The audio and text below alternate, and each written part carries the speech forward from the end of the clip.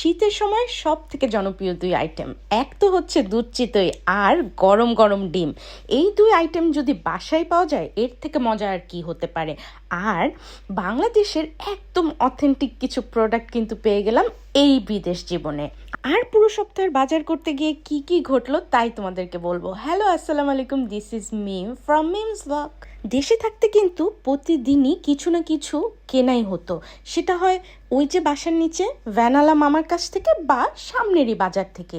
শাকসবজি বলেন আর যাই বলেন, টাটকা ফ্রেশ সব কিছুই কিন্তু কেনা যায়। কিন্তু এই প্রবাস জীবনে সময় করে যাওয়াটা কিন্তু বাজার করতে এটা কিন্তু খুবই টাফ। তাই এই হ্যাট্রিক জিনিসটাকে একটু ইজি করতে আমরা কিন্তু উইকে একটা দিন যাই সামান্য টুকিটাকি যা ফ্রেশ কেনা লাগে সেই বাজার করতে। আর সেই বাজার করতে গিয়ে কি শুধু ফ্রেশ জিনিসই কেনা হয়? চোখের সামনে এত সুন্দর সুন্দর জিনিস থাকলে আপনার কিন্তু মন চাবে এক্সট্রা জিনিসও কিনে ফেলতে। তবে সব থেকে মেইন প্রায়োরিটি হচ্ছে বাচ্চার কিছু ফ্রেশ খাবার, আর সেগুলো তো তুলে নিলামই। আর শুধু খাবারই কেন, বাচ্চাদের ন্যাপি প্রতি সপ্তাহে সপ্তাহেই লাগে। সব থেকে ভালো যে জিনিসটা লাগে সেটা হচ্ছে যেই শাকসবজির এক্সপায়ার ডেটটা কাছে চলে আসে সেটা কিন্তু ওরা কম দামে নিচের দিকে দিয়ে রাখে, এবং আপনার যদি প্রয়োজনটা আজকেই দরকার হয় বা আপনি আজকে কালকের ভিতরে খেয়ে ফেলবেন, আপনি আপনার চাহিদা মতো কিন্তু সেই রিডিউস প্রাইসের জিনিসটাও কিনতে পারবেন। আর সব থেকে মজার বিষয়, আমাদের দেশে যেমন বিভিন্ন ফেস্টিভ্যালে আসলে দোকানদাররা অনেক বেশি দাম বাড়িয়ে দেয় সব জিনিসের, কিন্তু এখানে কিন্তু উল্টো।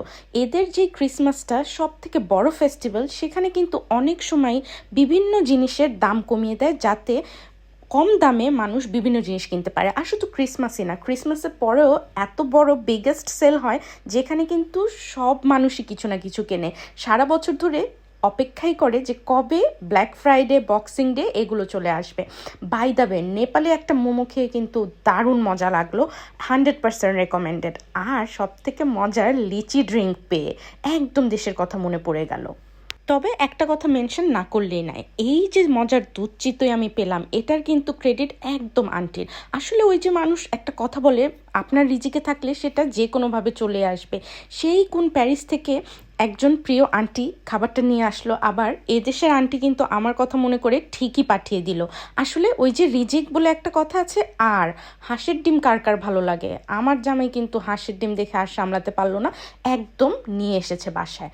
আর এই যে বুটস থেকে টুকিটাকি কিছু শপিং করলাম, তবে বেশিরভাগটাই ছিল কিন্তু স্কিন কেয়ারের। যেহেতু এই দেশে প্রচণ্ড ঠান্ডা পড়ে, আপনার স্কিন কিন্তু এমনিতেও খুব তাড়াতাড়ি ড্যামেজ হয়ে যায়।